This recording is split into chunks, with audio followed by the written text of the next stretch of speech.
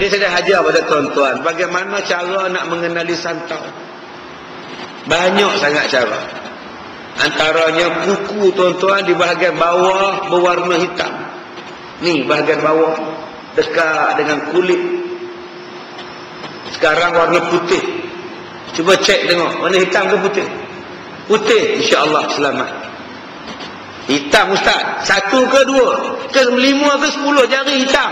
1 ni je ustaz. Itu terkepit pintu. Lain tuan-tuan. Dia kalau hitam, hitam semua 5 jari, 10 jari hitam. Bahagian bawah. Bukan bahagian atas kuku hitam. Itu kena potong. Ni nombor 1. Yang kedua, batuk tak berhenti. Tak berhenti. TB ke? Dah. Batuk kering ke? Dah. Tapi tak boleh. Yang ketiganya tuan-tuan rasa sakit di dada. Pedih sangat-sangat. Jantung ke? Tidak. Ambil darah? Tidak. Cek 3 poin darah buat keluar. Cek ada jantung tak? Buat pemeriksaan. Tak ada jantung tapi dada sentiasa sakit. Bila minum air tebu sakit. Bila makan rebung sakit. Bila makan daging kambing sakit. Itu kita dapat kesan. Yang keempat, tanda-tanda yang kita terkena santau, muntah disertai dengan darah. Pergi ke hospital, adakah saya rosak kerompong? Adakah paru-paru saya rosak sampai saya keluar darah? Tidak. Doktor jawab, jangkitan virus. Ada kuman sahaja. Mana paru-paru saya okey? Jantung saya okey? Okey. Ni pasal apa berdarah? Darah itu sebab virus. Ada dia punya jangkitan virus. Doktor hanya bagi ubat untuk antibody saja, antivirus saja. Itu saja ubat dia bagi. Atau tak pergilah cek. Kita bimbang. Dulu waktu saya kena santau tahun 1995. Saya muntah tuan-tuan, ditahannya timba. Campur dengan muntah, campur dengan darah, setengah timba baldi tu darah saja. Hanya Tuhan yang tahu macam mana sakitnya orang kena santau. Berubat mata. Dada ni tak boleh sentuh. Pakai baju pun tak boleh. Duduk atas rumah ni, duduk dalam rumah ni baju tak pakai. Panas. Pakai singlet pun tak boleh. Sakitnya. Saya pergi berubat di Batu Kurau. Mati dah orang tua. Allah yarham Haji Hamid, Tok Bilal masjid. Tok Bilal masjid, dia baca-baca ayat Quran, dia suruh saya minum. Bila saya minum, dia suruh tunduk. Dia tepuk belakang. Pak, tepuk. Saya rasa benda tu terbit. Terbit keluar ni rasa. Dia tepuk keluar. Seluruh dada ni tuan-tuan, kalau tuan-tuan ambil torchlight, bercahaya dada saya. Warna-warni. Biru, hijau, kuning, merah, oranye. Segala miang boleh keluar daripada dada. Hebat ilmu manusia ni. Sihir. Kita ambil pisau, kita kikih dia. Kikih buat keluar ni. Kita buang dia. Duduk atas daun pisang, bercahaya daun pisang tu. Miang-miang dan buluh-buluh. Miang rebung, miang buluh. Masya Allah. Patutlah saya kata sakit sungguh. Rupanya ada miang buluh. Ditukar daripada luar, boleh masuk dalam badan. Yang ini yang saya katakan tadi, lambat dirawat, tak diubat, tak mau berubat. Dikatakan sihir tak wujud, santau tak wujud, insya-Allah jadilah dia kanser yang boleh merosakkan akar urat, akar dalam badan. Ni saya minta tuan-tuan.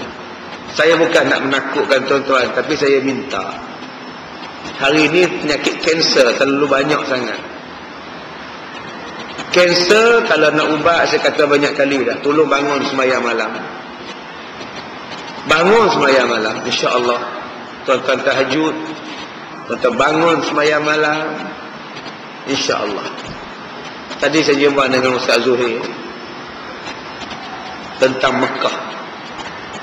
Tentang Mekah.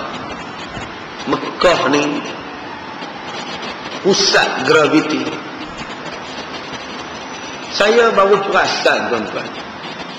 Cuba tuan-tuan tengok astro di rumah tuan-tuan. Piring astro tu, dia menghala ke arah mana? Ada astro rumah. Piring dia menghala ke arah mana? Ha? Langit ialah menghala ke arah mana? Ya? Dia menghala ke arah barat. Barat tu apa? Maghrib. Maghrib tu apa?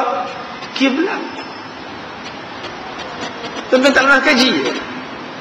Ada tak astro menghadap ke arah matahari naik? Piring dia tu. Oh iya ke Ustaz? Balik kan cek tengok. Semua menghadap ke arah kiblat. Sebab dia ada saluran, dia ada channel, dia ada frekuensi, dia ada graviti daripada sana. Tuan-tuan pergi ke Mekah, tuan-tuan bawa kompas. Di manakah kompas itu akan bergerak? Bergerak ataupun tidak kompas itu? Ni keistimewaan Mekah, pusat graviti. Tuan-tuan cuba tengok satelit di langit. Satelit ini akan mengarah ke arah mana? Dia tetap ke arah Kaabah, tetap ke arah bumi Makkah. Sebab itu tuan-tuan, Kaabah itu pusat bumi, pusat graviti. Tuan-tuan berjalan perlahan-lahan di situ. Ada masanya berlari-lari sikit, ada masanya berjalan pelan-pelan. Lagi pelan, lagi bagus. Itu adalah terapi untuk tuan-tuan. Orang yang sakit, bila dia cuba berjalan, sembuh dia, tuan-tuan. Orang yang tak boleh tidur, di Malaysia dia tak boleh tidur, mengidap penyakit tak boleh tidur, pergi ke Mekah, buat umrah. Perlahan-lahan tawaf, perlahan-lahan tawaf. InsyaAllah balik ke Malaysia boleh tidur, insyaAllah. Kadang-kadang subuh pun terlepas, tuan-tuan. Punya rajin, lenanya tidur. Yang ini saya jumpa satu orang, nama dia Tuan Haji Din. Umur dia 78 tahun. Haji Din. Sebelum dia buat haji, dia kena stroke. Herot mulut, tangan lembek, kaki lembek. Kena jantung, kena stroke. Dia kata, Ustaz, saya nak pi juga buat haji. Saya nak pi juga. Kalau saya tak pi, bila saya nak pi, Ustaz? Heret kaki pergi haji. Balik daripada haji, sihat walafiat. Sampai sekarang, umur dia 78 tahun. Kalau saya ceramah di Lumut, dia dari Pulau Pinang, dia bawa kereta, ikut ceramah saya di Pantai Remis. Habis ceramah pukul 11.30, dia patah balik ke Penang pukul 2 pagi sampai. 78 tahun bawa kereta dia. Jadi tuan-tuan, apa yang Allah Ta'ala buat ni hebat. Orang yang jahil, dia tak tahu kebesaran Tuhan. Orang yang jahil, dia tak tahu hakikat kebesaran Tuhan. Maka dia anggap apa yang Allah Ta'ala perintah buat, apa yang Allah larang buat itu tidak ada apa-apa. Dia lupa apa yang Allah perintah dan apa yang Allah larang mesti ada sebab, musabab dan hikmah di sebaliknya. Terperasangkan akan dirinya tiada apa-apa yang berhubung dengan tuntutan Tuhan. Dia kata dia tak ada apa-apa hubungan dengan Tuhan. Masya Allah. Tuan-tuan, semalam tuan-tuan makan nasi. Tuan-tuan makan nasi sepinggan, makan mie sepinggan, makan roti 2 buku, minum air 6 gelas, makan kacang 4 butir, makan biskut Mary 4 keping, makan kuih bahulu 2 ketul, makan buah apel sebiji, kira-kira sekilo. Lepas subuh sampai sebelum tidur makan sekilo. Adakah berat tuan-tuan sekilo tambah? Dah makan nasi 1 kilo, patutnya berat pun sekilo dah tambah. 70, lepas makan 71. Besok 72, lusa 73. Kalau sehari tuan-tuan, berapa ratus kilo berat tuan-tuan setahun? Ada berat tuan-tuan naik? Hari ni makan nasi sekilo, hari ni sekilo naik. Pergi timbang tengok, tak naik. Pergi ke mana nasi itu?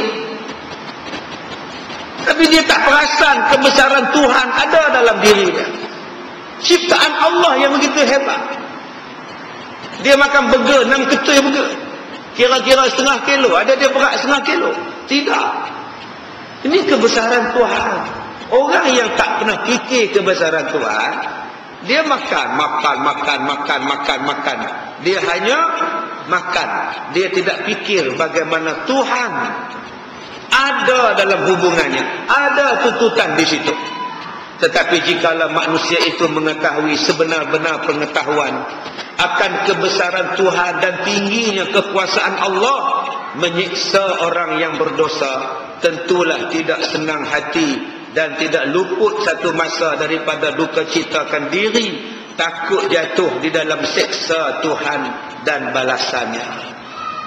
Tuan-tuan, dalam diri kita ni ada beberapa gangguan. Gangguan paling dahsyat, hebat-hebatan gangguannya ialah syaitan, iblis. Sentiasa menggoda manusia selagi manusia itu tak mati, selagi itulah digoda. Sehat dengan cara sehat godaannya, cantik dengan cara cantik godaannya, kaya dan miskin masing-masing dengan cara masing-masing. Ustaz dengan ustaz, cara godaannya cara ustaz. Iblis ni tuan-tuan, satu saat pun dia tak berhenti goda kita. Nak ambil wuduk dia goda. Mula-mula dia goda kita nak semayang. Jangan semayang, awal lagi, relax bro. Tengok dulu anugerah Sri Angkasa, awal lagi bro. Duduk dalam majlis tu, tak semayang, relax bro. Bukan kamu seorang tak semayang, ramai lagi bro. Relax lah. Setan punya hasut. Kamu ni setan. Kalau aku dengar cakap kamu, sesat aku. Bangun kawan. Adakah setan kata Allah kalahlah aku, dia pergi semayang juga? Setan tak cakap macam itu. Kita follow. Dia pergi ambil wuduk, kita kejar. Datang pula ambil wuduk, dia suruh buka paip laju-laju. Yuk, biar laju-laju yuk. Senang, puas hati ambil wuduk. Biar membazir tak apa yuk. Janji sampai air yuk. Yuk buka paip, buka paip. Sambil buka paip keluar air, menyimbang dengan orang sebelah pula. Din, kamu tak pergi sana Din? Air berjalan. Setan kata yes, aku berjaya membazirkan dia. Ambil pula wuduk, basuh muka, basuh tangan. Setan datang lagi.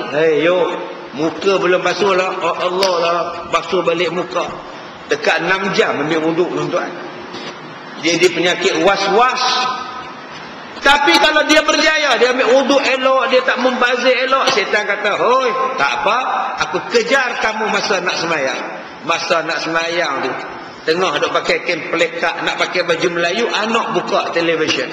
Tertengok pula cerita Upin dan Ipin. Dia tengok kejap. Betul, tengok. Setan kata, yes, kamu kalah dengan Upin dan Ipin, kamu lambatkan semayang. Setan, yes. Tapi kalau kita kata, adik, tutup TV, kita semayang. Setan kata, cis, tak apa, kita sambung lagi. Masa nak takbir tu pula, dia kacau lagi.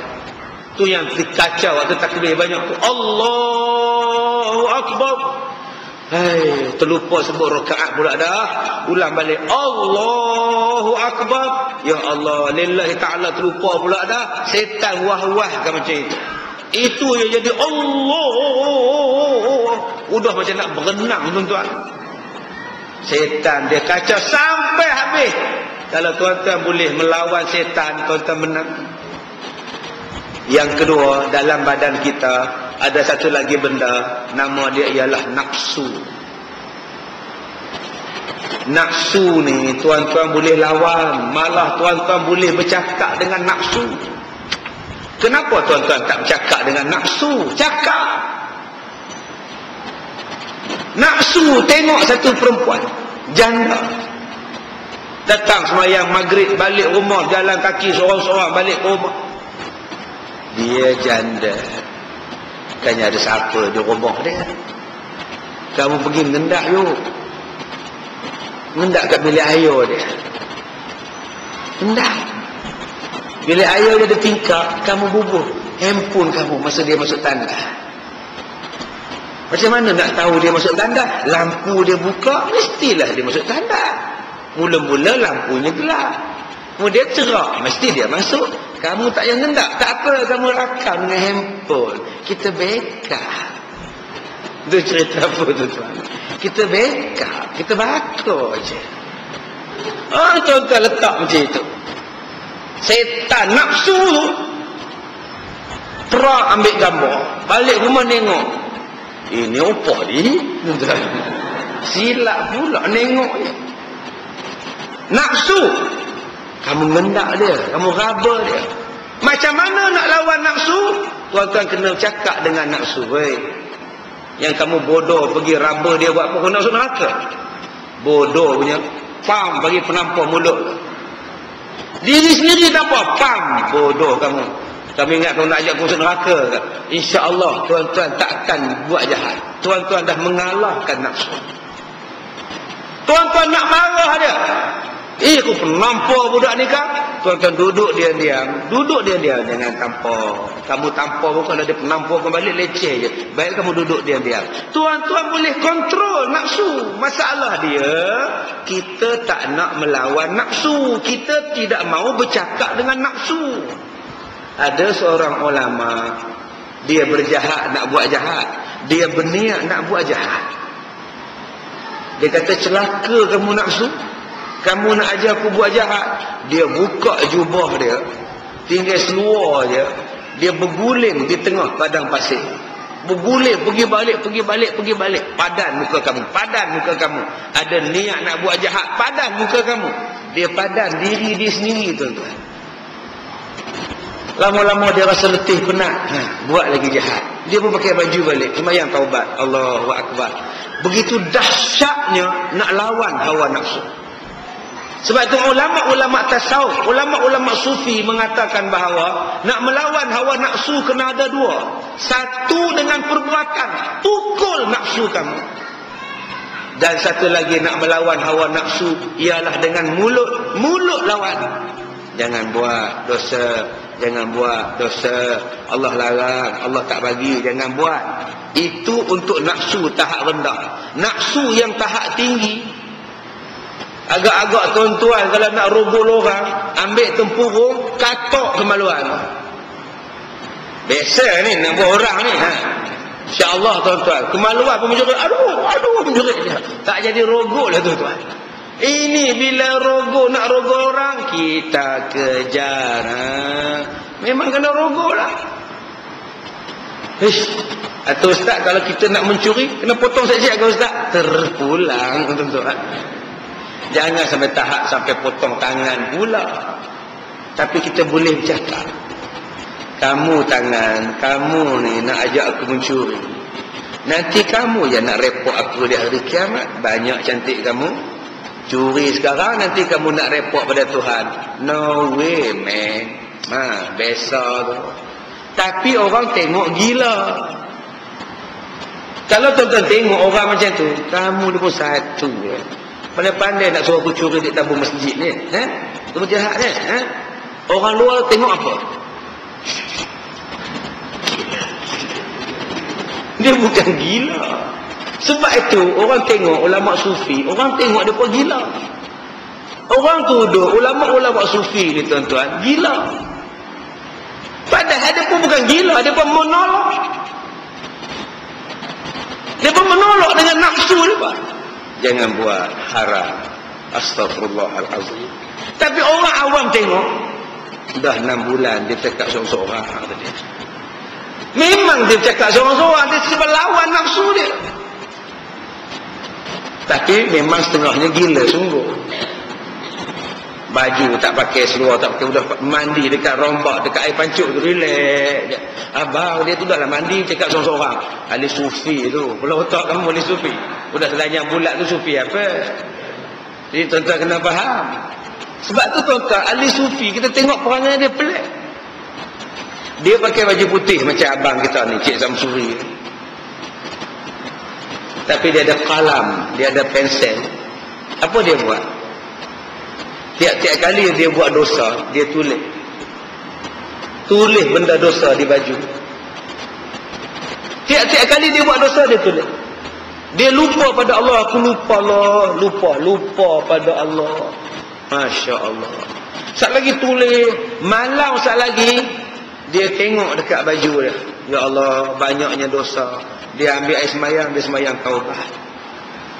Jadi kalau dia tak mau tulisan baju putih dia orang lain baca, dia mengelakkan diri daripada buat dosa. Jadi akhirnya dia tak buat dosa. Sebab dia takut orang baca tulisan di baju dia. Ini yang kata ulama tuan-tuan. Seorang sufi ni pelik-pelik. Tapi mereka pelik cara mereka. Pelik cara mereka. Mereka banyak bermuhasabah diri mereka. Mereka tak muhasabah orang lain. Mereka muhasabah diri mereka. Kita banyak salah. Aku banyak salah. Aku lagi teruk pada orang. Aku lagi hina pada orang. Kalau kita boleh jadi macam itu tuan-tuan, insya-Allah kita jadi orang yang makin tinggi imannya. Sebab sentiasa nak memperbaiki diri. Tapi kalau kita duk nampak salah orang, nampak tak betul orang, kita makin rendah, makin rendah, makin rendah martabat kita. Sebab kita tidak pernah insaf, tak pernah taubat, tak pernah cuba memperbaiki. Kalau tuan-tuan tegur saya seronok sangat. Kalau tuan-tuan kritik saya suka sangat. Saya bagi buah apple lagi kalau orang kritik saya. Kalau ada duit, saya bagi duit lagi. Kalau orang kutuk saya ucap tahniah. Sebab menyedarkan saya.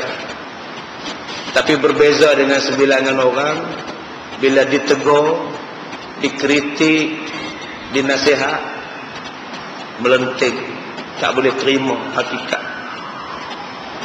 Cubalah tuan-tuan berfikiran terbuka.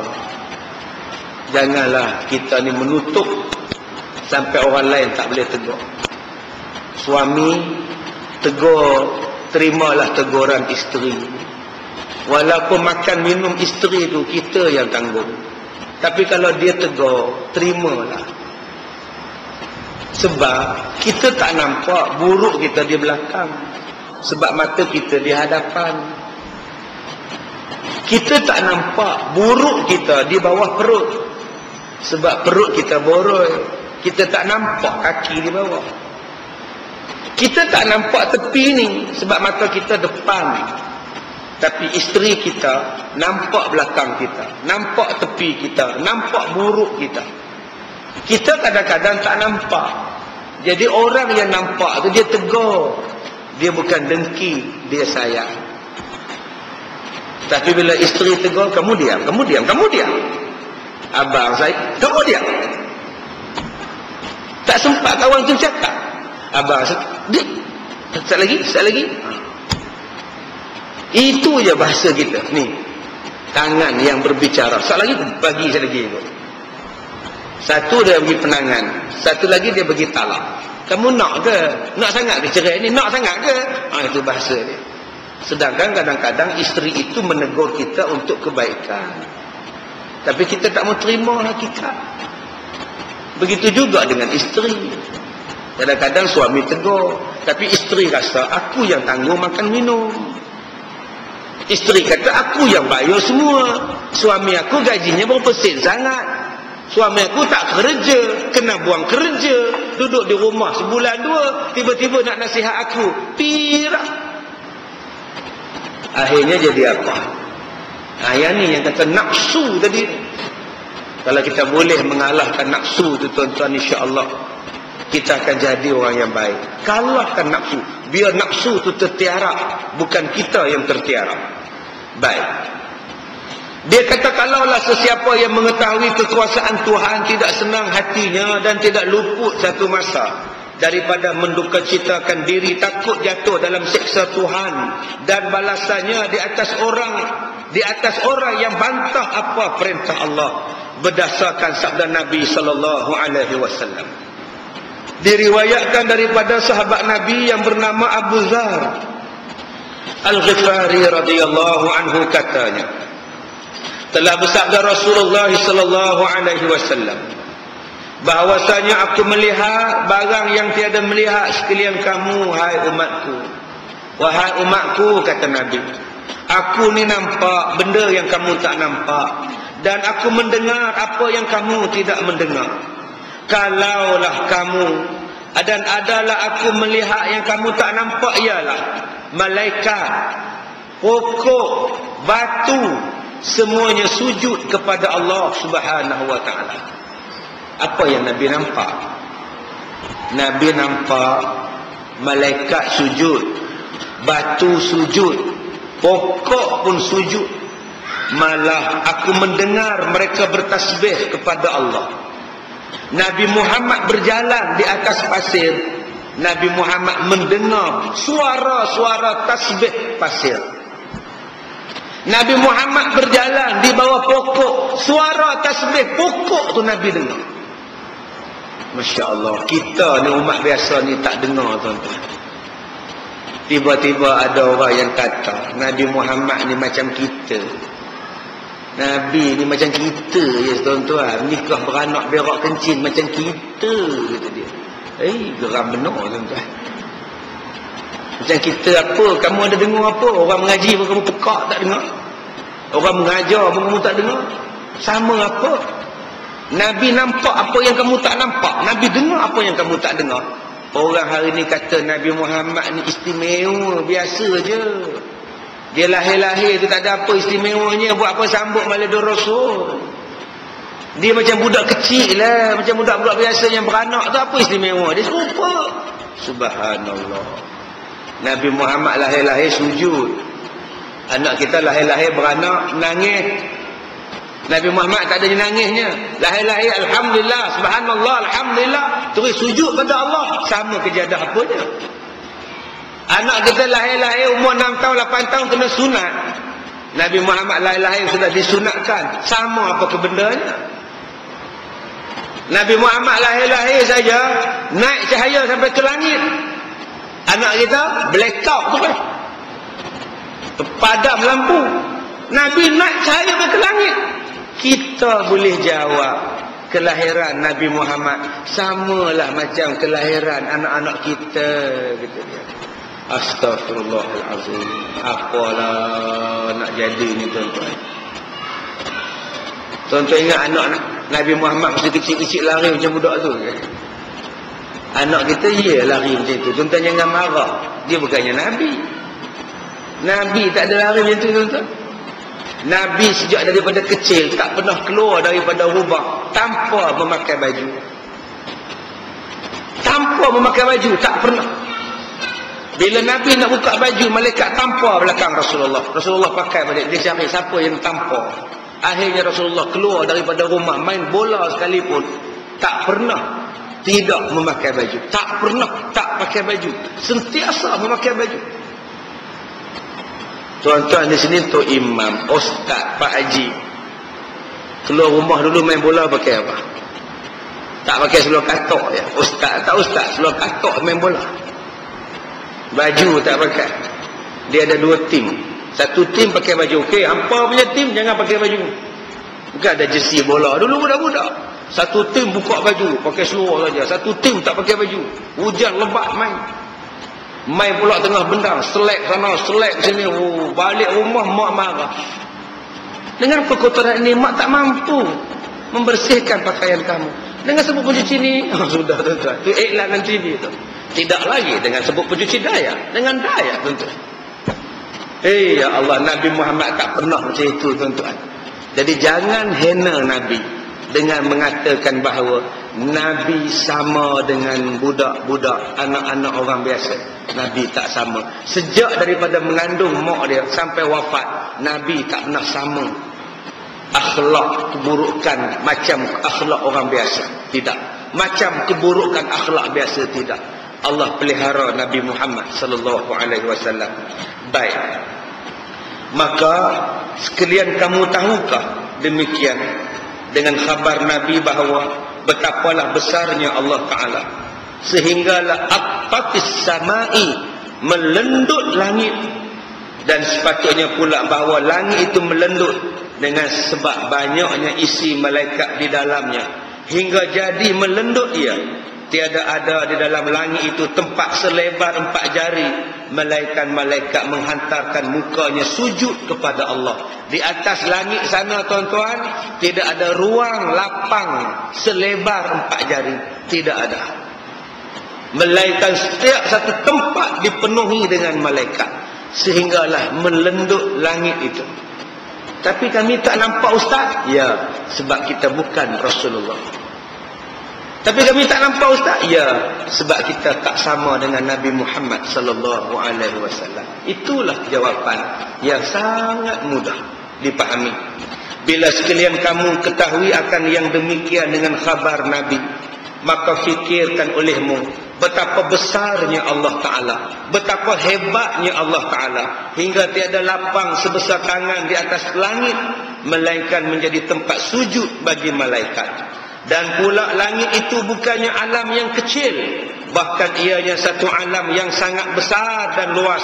Tiada yang dapat mengetahui keluasan langit melainkan Allah Subhanahu wa taala. Wallahi law ta'lamuna ma a'lamu la dhahiktum qalilan wa la bakaitum katsiran. Kata Nabi, demi Allah, sekiranya kamu tahu macam aku tahu daripada kebesaran Tuhan, dan kamu melihat dan mendengar apa yang aku lihat dan dengar, dan yang belum aku lihat dan aku dengar dan mengetahui pula sekalian kamu, seperti mana aku mengetahui membalas siksa Tuhan ke atas orang yang berdosa, yakni dibukakan hijab, diberinya kamu mendengar. Kata Nabi, kalau Allah buka hijab, kamu dengar orang yang disiksa oleh Allah di dalam kubur. Kalau kamu dengar, kamu lalu dekat kubur. Tuan-tuan duduk dekat Masjid Ar-Ridwan ni, sebelah kanan tuan-tuan tu kubur. Kata Nabi, kalau kamu dengar suara mereka, apa yang jadi? Nescaya kamu sedikit tertawa. Tapi berapa banyak orang yang pergi kubur boleh gelak-gelak atas kubur. Kadang tu imam boleh gelak. Duk gelak dengan tukang gali kubur, jatuh dalam kubur. Duk gelak, kan mati dalam tu pula. Duk gelak. Yang mayat duk di atas, tukang gali kubur jatuh di bawah. Oh, kocok dia jatuh. Orang gelak, boleh gelak. Tak heran kalau dia gelak. Sebab Nabi kata, kita tak dengar bunyi orang yang kena seksa dalam kubur. Sebab itu saya sangat tidak setuju. Ada satu penceramah motivasi, duk ceramah motivasi, duk guna laptop, duk bawa rakaman konon-kononnya seksaan kubur yang dirakam oleh pelombong arang batu ke apa di Rusia. Pembohong ni tuan-tuan. Nabi sebut dalam hadis ni, kamu takkan dengar. Ini duk bawa ni, dia ambil rakaman dalam YouTube, pergi bawa dalam ceramah. Tuan-tuan dengar ni. Ini semua rakaman suara dalam kubur. Cuba dengar. Oi. Kita kalau nak buat ceramah pun tuan-tuan, jangan lari daripada hadis Nabi dan ayat Quran. Allah dah kata, Nabi dah sebut, dalam kubur yang di muka bumi ni, yang di atas ni tak dengar suara yang menjerit dalam kubur. Nabi cakap. Nabi kata bukan setakat yang dalam kubur tu tak mendengar. Mayat ketika diusung ke tanah perkuburan itu pun menjerit. Jangan bawa, aku tak nak masuk. Menjerit dia. Kalau dia jahat, oi, dengar tak, jangan bawa. Yang bawa tu pekak, dia tak dengar. Yang mengiring tu pun pekak, tak dengar. Sebab tu dia membawa. Bawa dia. Kalaulah yang mengiring ke kubur tu dengar, oi, jangan bawa, semuanya lari tuan-tuan. Tok Bilal lari, tukang telkin pun lari, tinggal habis yang pelikat lari. Sebab tu kita tak dengar. Yang dengarnya siapa? Binatang. Tuan-tuan kalau bawa ke kubur, sebab itu ulama-ulama ada yang mengatakan sunat mengusung mayat sekira-kira 40 langkah. Hari ni kita kubur, van mayat tunggu betul-betul depan pintu masjid. Usung-usung, tolak dalam van jalan. Van masjid, van mayat masuk dalam kubur pula. Sebab tu orang tak takut dengan mati hari ni. Dulu kita di kampung-kampung usung. Lepas 10 orang usung, gilir pula, kawan ni usung pula. Berjalan ni tuan-tuan. Kereta berhenti tepi jalan. Nengok mayat lalu. Orang yang di kedai kopi berhenti minum. Yang tebak roti canai pun stop. Mayat lalu. Mana ada orang tebak roti canai? Mayat siapa? Tak ada tuan-tuan. Dia mesti diam, takut. Yang tak pakai tudung mau lari dalam rumah, hendak bertingkap tengok. Takut. Itu hikmah bila mayat diusung. Sekarang mana ada tuan-tuan? Tak adanya takut. Van mayat bawa. Tak ada keranda, tak ada keranda. Tak keranda ada, mayat tak ada ke mak? Yang menebar roti canai, teruskan roti canai. Yang tengok Gusti terus. Oh, van mayat tu. Terus tengok Gusti. Sebab dia tak nampak. Tuan-tuan kena bawa balik budaya tu tuan-tuan. Budaya ngusuh mayat. Jalan ke kubur. Lintas kedai karaoke. Kalau boleh berhenti sekejap. Assalamualaikum. Ada mayat. Lepas ni kamu pula. Yalah malah tuan-tuan. Susah hati tuan-tuan. Menang kita tuan-tuan kalau macam itu. Semalam saya nak cari parking dekat hotel saya tu. Penuh parking tuan-tuan. Penuh tuan-tuan. Mana masuk dah kelab malam hujung. Yang saya pakai sorban, kawan saya pakai jubah, saya pakai jubah. Yang 4-5 orang duduk menunggu tu, takut tu tengok lagi gitu-gitu tuan-tuan. Baru kita parking depan dia orang. Cuba kita pergi salam ke dia. Assalamualaikum. Kerja apa ni? Jaga ke apa ke? Monza ke? Jaga parking ke? Joki ke apa ke? Haram pun kerja kelab malam ni, berdosa ni. Kalau kita cakap macam tu macam mana damak tuan-tuan? Kadang-kadang tak payah cakap. Tuan-tuan usung mayat aja. Usung mayat berhenti depan. Saudara insyaAllah, sahabat kita baru meninggal. Assalamualaikum. Ni ada hikmah dalam pengusungan mayat. Tapi semua masjid sekarang semua dah ada van jenazah. Bukan salah, jauh, larang nak usung. Tetapi sekurang-kurangnya 40 langkah ke, memberi peringatan. Sebab Nabi kata bila mayat tu diusung ke kubur, dia menjerit tak nak masuk dalam kubur. Yang mendengarnya hanyalah binatang-binatang. Manusia dan jin tidak mendengar. Nabi kata kalau kamu dengar, pengsan kamu. Sebab tu kita tak dengar. Ni hikmah dia tuan-tuan. Kita tak dengar benda itu. Kalau kita dengar lari. Tetapi kalau orang yang baik-baik diusung ke tanah perkuburan tuan-tuan, alhamdulillah, cepatlah sikit. Aku dah nak jumpa Tuhan. Ya Allah, rindunya aku dengan Tuhan. Allah, aku datang. Allah, rindu nak masuk. Lapang je bawa tuan-tuan. Anu bezanya. Agak-agak kita ni mati, agak-agak menjerit ke, lapang menghadap Tuhan. Bergantung kepada amalan kita.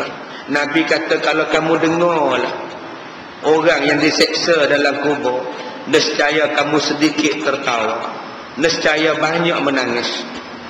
Tetapi disebabkan kamu tak nampak, disebabkan kamu tak dengar, kamu tak nampak benda itu. Kata Nabi, kalau kamu dengar apa yang disebut dalam kubur, apa yang menjerit dalam kubur, nescaya kamu tidak mau bersedak-sedak dengan isteri-isteri kamu di tempat tidur. Tuan-tuan cuba tengok rumah kita sebelah kubur.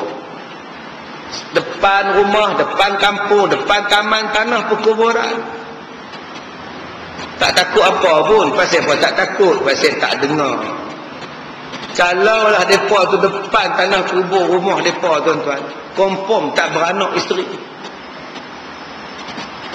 Kalau mereka dengar siksaan dalam kubur, tak beranak isteri. Kenapa tak beranak ke Ahad? Nak beranak apanya? Tak ada disentuh ke Ahad? Kenapa tak sentuh ke Ahad? Atau tiap-tiap malam dengar, aduh, tolong. Ke Ahad pun takut. Tapi sekarang tuan-tuan cuba tengok yang rumah depan kubur. Beranak dia tak tahu, tuan-tuan. Sebab apanya beranak dia tak tahu? Atau tak dengar, tuan-tuan, seksaan dalam kubur. Nabi kata kalau kamu dengar, kamu tidak ada nafsu syahwat langsung. Jadi tuan-tuan boleh dengar tak? Boleh bayang tak macam mana menjeritnya dalam kubur. Anak kita baru menangis, kita dah rasa lemah. Menangis, diamlah. Diamlah, unsin aku. Baru anak menangis, seorang anak menangis. Bayangkan 1000 ahli kubur yang diseksa, bergemanya satu dunia dengar tuan-tuan. Asal lalu dekat kubur, aduh, tolong, help me, rescue, comeng, macam-macam tahu. Udah tak lalu makan kita ni. Tapi Allah ni maha pengasih. Allah tak bagi dengar. Nabi kata kalau kamu dengar, kamu tinggalkan rumah, kamu berlari ke jalan raya, kamu menangis di jalan raya, dan kamu akan berkata, ya Allah, lebih baik aku jadi pokok daripada jadi orang. Aku tak naklah diseksa macam ini. Sebab tu tuan-tuan, Abu Bakar bila dia tengok pokok, Abu Bakar kata dekat pokok, untung kamu pokok. Di hari kiamat kamu tak dibangkitkan untuk dihisap. Untung kamu pokok. Kita hari ni ambil kapak balonnya pokok, menyusah orang kamu. Tapi kita tak pernah pikul, tak pernah fikir pokok ni langsung tak ada dosa. Untungnya kamu pokok. Sebab tu ahli sufi, dia tengok pokok dia cakap, seronok kamu pokok, kamu tak ada dihisap, kamu tak sombong, kamu tak belagak, kamu tak lawan Tuhan, seronok kamu pokok. Orang awam pula tengok, udah gila, bunga pokok mencakap orang tu ni. Dia bukan gila, dia mengkaji. Sebab tu kebanyakan orang yang mengkaji lebih gila. Saya ulang balik, dia bukan gila, dia mengkaji. Sebab itu orang yang terlebih mengkaji kebanyakannya gila. Wallahu a'lam. Habis pelajaran kita. Hari ni satu kitab letih. Saya nak pergi Johor tuan-tuan, jauh ni, Kota Tinggi ni jauh. Ada apa-apa soalan? Ya. Cerita kompos di pergi Mekah. Saya nak pergi umrah ni bulan 3 ni. InsyaAllah saya buat kompos. Saya nak tengok kompos tu jadi apa. Kompos tak bergerak tuan-tuan. Tak bergerak kompos tu. Tuan-tuan yang mana ada jam, tolong bawa jam kompos. Ni maha berkuasanya Allah. Bumi tu, bumi Kaabah, bumi Mekah. Jadi tuan-tuan yang mana nak pergi tawaf, nak pergi sa'i ke apa ke, jalan perlahan. Itu adalah pusat graviti. Jangan nak kerja, nak habiskan 7 pusingan. Buat pelan-pelan. Sebab tu bila orang dah ramainya manusia buat haji, berasa, itu bukan jahat tu tuan-tuan. Bukan tak elok tu. Dia elok sangat untuk jiwa, elok untuk jantung, elok untuk hati, elok untuk perjalanan darah. Tapi kita cuba tuan-tuan tengok masa tawaf, langgar sana, langgar sini, nak potong sana, potong sini. Kita bangga, kita dah habis awal. Bila kita dah habis tawaf, kita lepak dekat tempat air Zam-Zam tu, bangga je. Orang lain baru sampai haji, saya dah 2 jam rehat lah. Dia nak bangga macam itu. Orang macam ni tuan-tuan, dia balik tak ada kesan tuan-tuan. Cuba tuan-tuan pergi ke tawaf umrah, tawaf apa nama Kaabah tu, perlahan jalan dengan suami, dengan isteri jalan perlahan-lahan. Suami dengan isteri ni cuba tuan-tuan tengok, ke mana-mana selepas itu akan pergi berdua. InsyaAllah makin mesra hubungan dia. Baik, cukup sekadar itu. Tuan-tuan boleh tengok dalam TV pada 2 dan 3 hari bulan rancangan Tanyalah Ustaz di TV 9. Tarikhnya 2 dan 3 hari bulan di TV 9. Dan 10 hari bulan 3 di TV 1 jam 7 malam. TV 9 7 pagi, TV 1 7 malam. 10 hari bulan 3. Saya ulang balik, 2 dan 3 hari bulan Mac, TV9 jam 7 pagi. 10 hari bulan Mac, TV1 jam 7 malam. Itu kita boleh tengok program-program itu di TV1. Satu program bersama saya dan satu lagi program bersama dengan sekolah saya. Cukup sekadar itu, kita sudahi dengan suratul Asr. Bismillahirrahmanirrahim.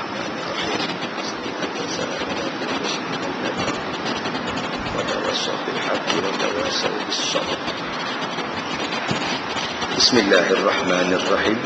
Alhamdulillahi rabbil alamin, wassalatu wassalamu ala Rasulillah wa ala alihi wa sahbihi ajma'in. Ya Allah ya Rahman, Tuhan yang Maha Pemurah lagi yang Maha Ihsan, kami menadah tangan bermohon padamu ya Allah, ampunkanlah dosa-dosa kami, ampunkanlah dosa keluarga kami, ampunkanlah dosa zuriat kami ya Allah.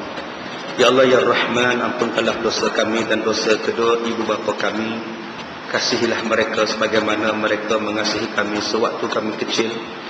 Ya Allah ya Rahman, kami nadah tangan bermohon padamu ya Allah, kukuhkanlah iman kami, perkuatkanlah iman kami dan tambahkanlah hidayah kami. Janganlah kau pesongkan iman kami setelah kau memberikan taufik dan hidayah. Ya Allah ya Rahman, kami banyak melakukan dosa-dosa dan kezaliman atas diri kami sendiri. Kami memohon ampun padamu ya Allah. Jika sekiranya Engkau tidak mengampuni kami, sesungguhnya kami berada dalam keadaan rugi ya Allah. Ya Allah ya Rahman, kuatkanlah hati kami, azam kami dan semangat kami untuk terus menuntut ilmu ya Allah. Jadikanlah majlis ilmu kami ini majlis yang barakah, pertemuan yang diberkati, dan perpisahan selepas ini perpisahan yang dirahmati. Engkau hindarkanlah daripada kami penyakit hasad dengki sepanjang kami menuntut ilmu pengetahuan. Jauhilah majlis-majlis ilmu ini daripada gangguan-gangguan manusia-manusia yang tidak bersih hatinya, yang sentiasa ingin melihat kepada kerosakan dan kehancuran majlis-majlis ilmu. Jadikanlah kami pejuang-pejuang agamamu ya Allah, yang berjihad untuk agamamu ya Allah. Kerana ini sahajalah sumbangan yang kami lakukan. Mudah-mudahan ianya berkekalan dan memberi manfaat kepada kami di hari kiamat kelak. Ya Allah ya Rahman, jadikanlah majlis kami ini majlis yang memberikan keberkatan kepada kami, menambah panjangkan umur kami, memberikan keberkatan kepada keluarga kami, dan menambahkan rezeki kepada kami. Diberinya rezeki ilmu, rezeki iman, rezeki kesehatan, rezeki harta benda dan wang ringgit, dan rezeki hidayah yang melimpah ruah ya Allah. Ya Allah ya Rahman, kami bermohon padamu ya Allah, berikanlah kebaikan kepada keluarga kami. Mudah-mudahan dengan hadirnya kami ke majlis ilmu ini memberikan taufik dan hidayah dan riayah kepada keluarga kami.